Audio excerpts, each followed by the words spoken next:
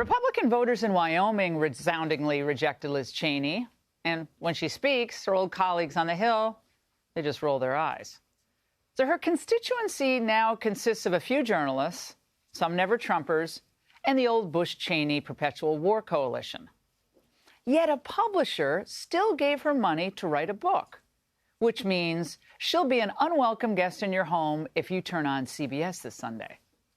People who say, well, if he's elected, it's not that dangerous because we have all of these checks and balances, don't fully understand the extent to which the Republicans in Congress today have been co-opted. One of the things that we see happening today is a sort of a sleepwalking into dictatorship in the United States. Wow. Sleepwalking into dictatorship. How poetic. Did she write that line herself? John Dickerson fell asleep in that interview, I think. All right, just like the Biden White House, the GOP old guards are in complete freakout mode over the staying power of Donald Trump. It's driving them all mad. And one of the most unhinged op-eds, and I've read a lot of them lately, was published in the Washington Post this week. And in it, Uber war hawk Robert Kagan smears not only Trump with the tired old Hitler line, how many times could we read that, but anyone who might think of working for him, writing, "A Trump dictatorship is increasingly inevitable.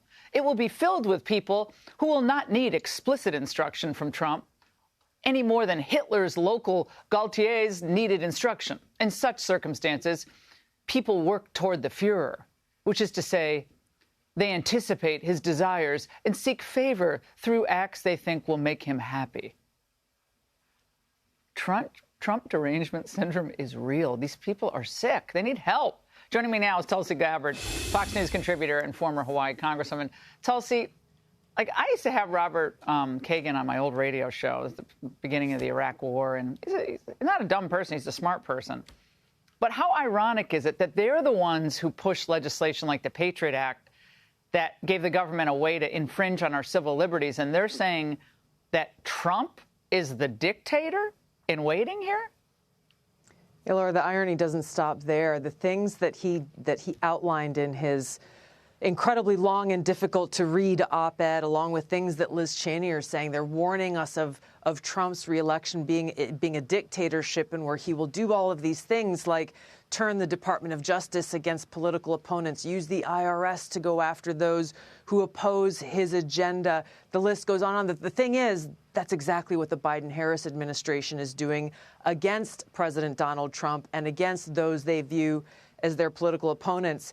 But the thing that really bothered me the most about Kagan's op-ed and many others who continue to warn the country that Donald Trump is going to be like a modern-day Hitler is that they're also the kinds of people who, and we hear this all the time, people say, gosh, if back in the day, if only one person had the courage to stop Hitler, to take him out before he rose to power, then we would have saved millions of lives. Well, this is what they're essentially, this is a message they're inviting violence. Tulsi, you're saying they're inviting someone to take a shot at Trump. This is what is so dangerous, is they're sending a message to a rogue actor, a lone wolf, saying, hey, we need someone to save our country from this modern-day Hitler-like person.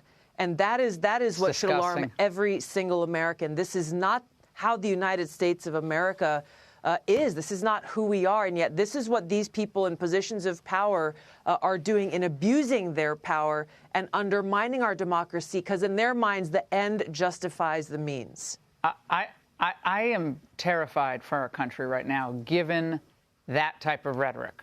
I mean, unlike the left, we don't believe in censoring people's speech, but by doing what they're doing and saying what they're saying, they talk about dog whistles. That's a dog whistle to violence.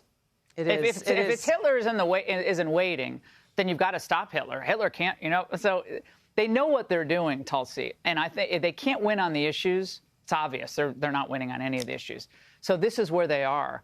Do you anticipate violence in the streets this coming election year, given where they're going?